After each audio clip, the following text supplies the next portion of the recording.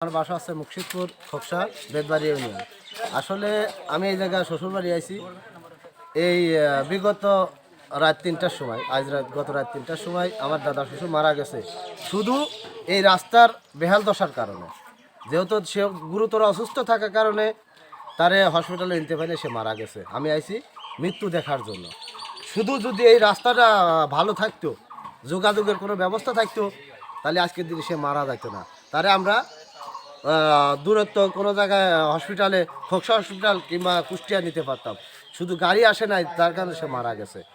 যদি এই রাস্তাটা ভালো থাকতো, আপনারা সবাই দেখেন এই রাস্তার সংস্কার কাজ যদি মাননীয় প্রধানমন্ত্রী শেখ হাসিনা অনেক জায়গায় রাস্তা, কালভার্ট, ব্রিজ এবং কি উন্নয়ন প্রকল্প বহুত কাজ হাতে নেছে।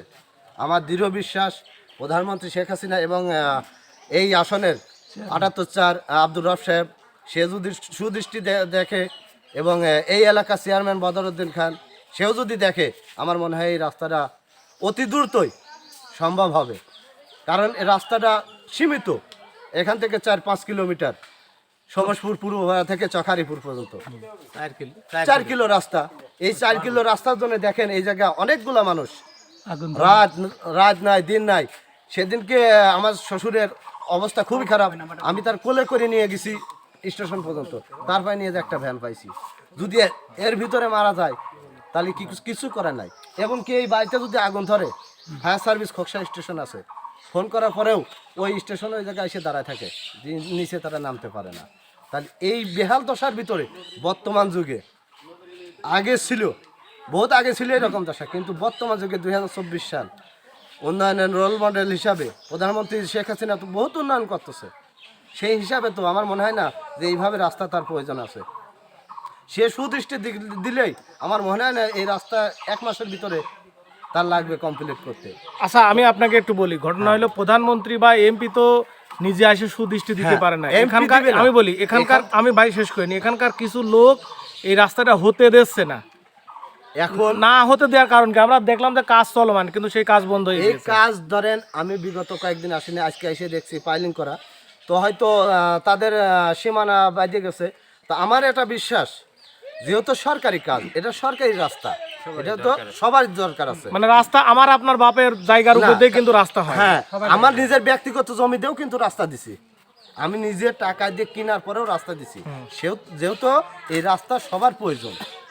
আজকে যদি তার বাড়িতে একটা রুগী হয়, অসুস্থ হয়, কি তার বাড়িতে আগুন ধরে, তখন সে অ্যাম্বুলেন্স পাবে কই? যেহেতু এখন প্রত্যেকটা মিনিটের ভিতরে অ্যাম্বুলেন্স হাজির বাড়িতে, ফায়ার সার্ভিস প্রত্যেকটা মিনিটের ভিতরে হাজির। অতএব তার বাড়িতে যদি আগুন দেয়, সে রাস্তা দেবে না। আর পাশের বাড়িতে যদি সে রাস্তা না দেয়, তাহলে সে যাবে কই? সে অসুস্থ। এই দেখেন এই জায়গায় দিয়ে একটা খাটিয়া নিয়ে যাওয়া পর্যন্ত রাস্তা নাই। বৃষ্টির সময় হাঁটিয়ে যাওয়া যায় না। ওই আমি মোটরসাইকেল ধরেন স্টেশনের উপর রাখিয়ে তারপরে এই জায়গায় আসি। তাহলে এত পথ হাঁটিয়ে, বৃষ্টির ভিতরে হাঁটিয়ে আসতে হলেও একটা আত্মীয় স্বজন বাড়ি এমন সময় আছে রাত 2টা-3টার সময় আসা লাগে। অনেক বিপদগ্রস্ত মানুষ হয়, তখন সে তার তো দেখার মতো কেউ থাকে না। শুধু যে বাড়ির পাশের লোকই দেখে বা বাড়ির লোকই দেখে তাও কিন্তু না। অনেক সময় আছে ধরেন আত্মীয় স্বজন এসেও কিন্তু অনেক সহযোগিতা করে। তো আমি সর্বশেষ বলবো, এই মাননীয় প্রধানমন্ত্রী সুদৃষ্টি তো দেখবেই, এবং এই অঞ্চলের যে প্রতিনিধি আছে, চেয়ারম্যান বা মেম্বার এবং উপজেলা চেয়ারম্যান যে আছে, এবং আমাদের এলাকায় বর্তমান নির্বাচন, আমি আশাবাদী পরবর্তীতে, এখন তো নির্বাচনে উপজেলার চেয়ারম্যানের মেয়াদ শেষ, সমসপুর থেকে চখারিপুর পর্যন্ত এই রাস্তাটা যাতে পরবর্তীতে যে চেয়ারম্যান হয়, আমি তার বিনীতভাবে অনুরোধ করব এই রাস্তাটার জন্য সে অতি দ্রুতভাবে সংস্কার কাজ সম্পন্ন করে। এবং এই এলাকার যে চেয়ারম্যান আছে তারে আমি অতি অনুরোধ করে বলবো সেজন্য বিশেষ করে এই জিনিসটা দেখে এবং তাদের সমস্যাটা সমাধান করে। আচ্ছা, আপনি সুন্দর বলেছেন। আরেকটা প্রশ্ন, সেটা হলো যে যেহেতু এখানে ব্যক্তি মালিকানা, রাস্তার দুই পাশে কিন্তু ব্যক্তি মালিকানা, আমি শেষ করি এই প্রশ্নটা, এই রাস্তাটা করতে হলে কিন্তু দুই পরিবারেরই ছাড় দিতে হবে, সেই বিষয় নিয়ে যদি বলতেন। যেহেতু ব্যক্তি মালিকানা, কিন্তু আমি তো বললামই যে আমার এলাকা আমি নিজের টাকা দিয়ে জমি কেনার পরেও কিন্তু রাস্তা দিছি, কারণ রাস্তাঘাট হইলে কিন্তু জমির দামও বাড়ে। হ্যাঁ, রাস্তা হলে পারে, এই রাস্তাটা যদি প্রশস্ত হয়, রাস্তাটা যদি ভালো হয়, এই বাড়ির জমি এখন 10,000 টাকাও কেউ কিনবে না। এই রাস্তাটা হলে এই জমির দাম হচ্ছে 50,000 বা 1,00,000 টাকা।